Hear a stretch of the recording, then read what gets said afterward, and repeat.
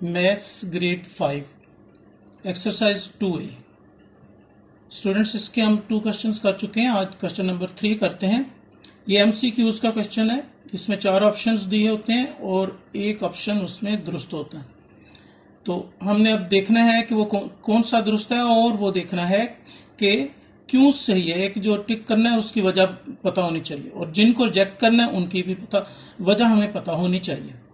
तो इससे नॉलेज बढ़ता है, इसलिए ये कराए जाते हैं। तो देखिए, पहला क्वेश्चन है कि select the correct answer from the given options. ये 4 ऑप्शंस में से एक ऑप्शन को सिलेक्ट करना है जो कि करेक्ट है। अब कैसे करेक्ट है ये देखिए आप। अब ए पार्ट में ये बताया गया है कि 125 multiply 13 is divisible by this और दिस। किस पर ये डिविजिबल है, इस पर हमने गौर करना है। तो देखिए, हम इसको देखते हैं कि 5 है, पहला लिखा हुआ है 5, ओनली भी साथ लिखा है। पहले 5 पर गौर करते हैं कि ये इन पर डिविजिबल है या नहीं। किसी एक पर होना काफ़ी है। अगर कोई नंबर आपस में मल्टीप्लाई हो रहे हों तो उनमें से किसी एक पर अगर वो डिविजिबल होता है तो वो उसके प्रोडक्ट पर भी डिविजिबल होता है। ये आपने नई बात याद रखनी है। जिसको ये बात नहीं पता होती वो पहले इसको मल्टीप्लाई करके फिर उसके प्रोडक्ट के ऊपर इनको डिविजिबल देखता है कि है या नहीं। इसलिए आपको पहले नंबर पर ये बात बताइए। अच्छा, अब देखते हैं कि 5 इस पर डिविजिबल है या नहीं। तो देखिए आप, 125 के एंड पॉइंट पे 5 है, 5 या 0 हो तो 5 पे डिविजिबल होता है। तो इसलिए ये डिविजिबल है। जब ये 13 से मल्टीप्लाई हो जाएगा तो उसका प्रोडक्ट जो मिलेगा उस पर भी ये डिविजिबल होगा। तो ये दुरुस्त होता अगर ये ओनली ना लिखा होता। इन्होंने कहा कि ओनली 5, इस पर बस 5 ही डिविजिबल है, जो कि फिर रॉन्ग होगी स्टेटमेंट। हालांकि इस पर 5 डिविजिबल तो है, लेकिन इसके अलावा भी बहुत सारे नंबर्स इसके प्रोडक्ट पर डिविजिबल हैं। तो ये हमारा पॉइंट रिजेक्ट हुआ, इसको हम टिक नहीं करेंगे। अब नंबर 2 को देखते हैं। यहां लिखा है 5 एंड 13। तो देखिए 5 इस पर डिविजिबल है, अभी देखा था हमने। अब 13 को देखते हैं। 13 पर डिविजिबल होकर फिर ये सारे प्रोडक्ट पर भी डिविजिबल हो जाएगा। तो 5 एंड 13 हर लिहाज से ठीक है, लेकिन इसको अभी टिक नहीं करते, पहले दूसरे दोनों भी चेक करते हैं जो बाकी रह गए। अब वो है 5 एंड 9। तो 5 तो डिविजिबल है लेकिन 9 इस पर डिविजिबल नहीं, ये भी रिजेक्ट हो गया। अब 10 देखिए, 10 तो उस पर डिविजिबल होता है जिसके एंड पॉइंट पे 0 होता है, इस वजह से ये भी नहीं। ये दोनों रॉन्ग हैं। ये पहला इसलिए रॉन्ग है कि ओनली लिखा गया, इस वजह से। तो बस फिर हमें ये मिल गया हमारा आंसर, इसको टिक कर ले।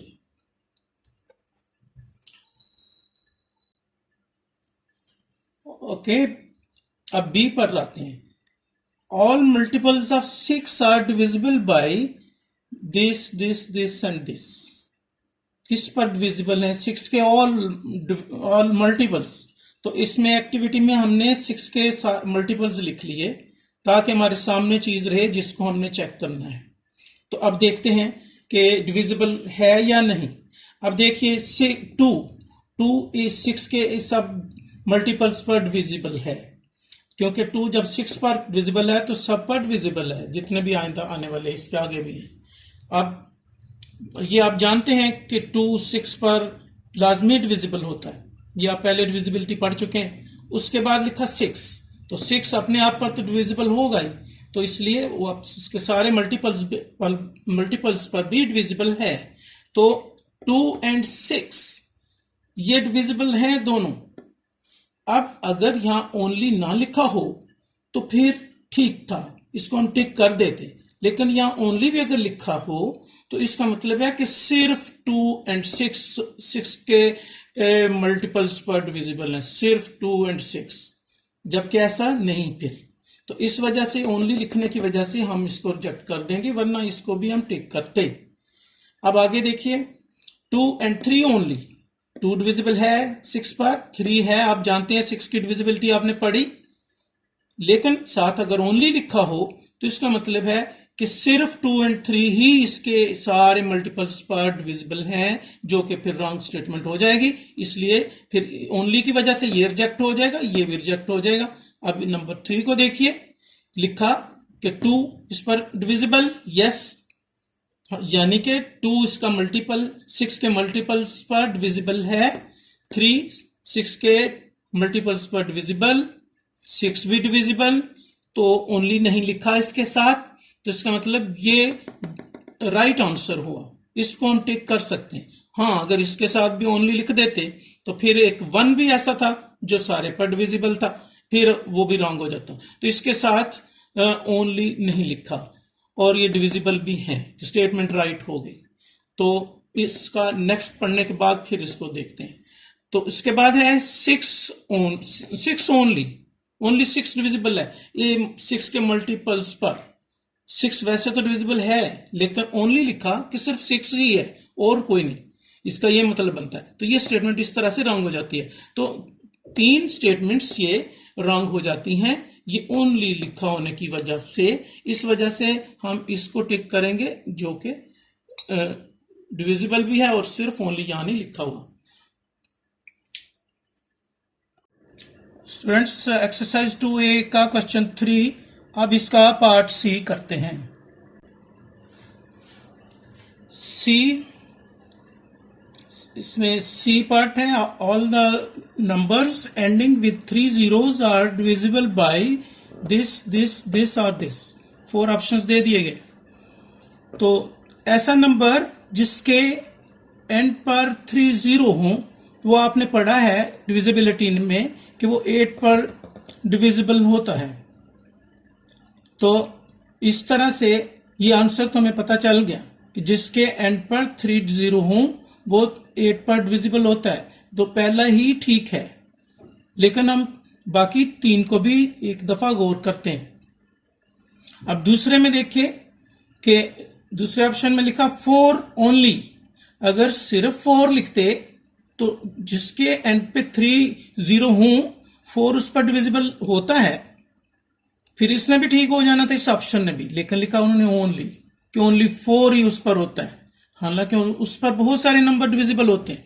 तो इस वजह से ये स्टेटमेंट रॉन्ग हो जाती है जब 4 ओनली लिखें।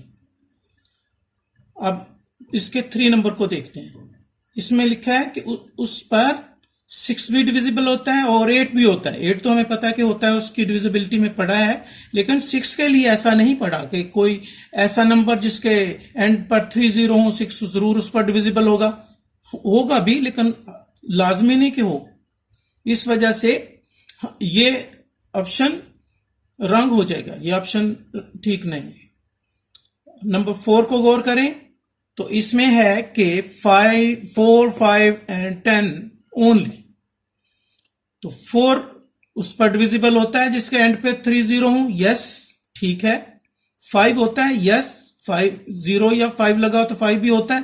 10 वो भी होता है, 1 0 भी हो तो 10 हो जाता है डिवाइड या डिविजिबल होता है। 4 5 एंड 10 तीनों डिविजिबल होते हैं, लेकिन उन्होंने लिखा ओनली, बस ये ही होते हैं और कोई नहीं उस पर डिविजिबल होता। इसका फिर ये मतलब बन जाता है। तो इस वजह से ये स्टेटमेंट रॉन्ग हो जाती है। तो इस तरह ये तीनों स्टेटमेंट रॉन्ग हो गई, बस सिर्फ पहली स्टेटमेंट ठीक है जिसमें क्लियर लिखा है कि बस 8 डिविजिबल है ऐसे नंबर पर जिसके एंड पे 3 0 लगे होते हैं। ये इस वजह नहीं कि जहां भी ओनली लिख देखें और आप समझें वो रॉन्ग हो गया जी, वो ऐसी बात नहीं है। ये स्टेटमेंट को गौर करना है। 4 सिर्फ 4 लिखते फिर तो था कि 4 डिविजिबल है, यहां 4 ओनली लिखने का मतलब है सिर्फ 4 ही है डिविजिबल। बाज का तो ओनली लिखने से स्टेटमेंट ठीक होती है, बाज का इसके अकॉर्डिंग ओनली लिखने से स्टेटमेंट रॉन्ग हो जाती है।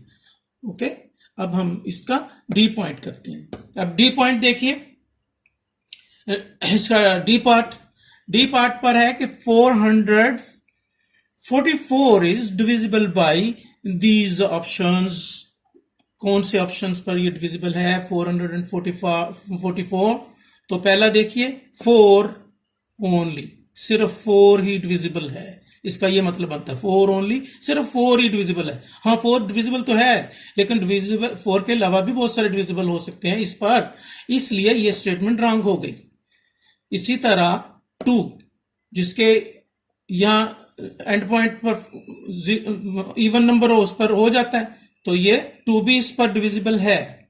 4 भी है, लेकिन अगर साथ ओनली लिख दें तो फिर ये स्टेटमेंट रॉन्ग हो जाती, वरना ये ओनली ना लिखा होता ये भी स्टेटमेंट ठीक थी।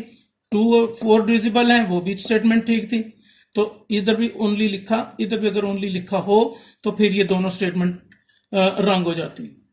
अब तीसरी, इसमें 2 डिविजिबल है, ठीक है, 2 इस पर 444 पे डिविजिबल है, सही।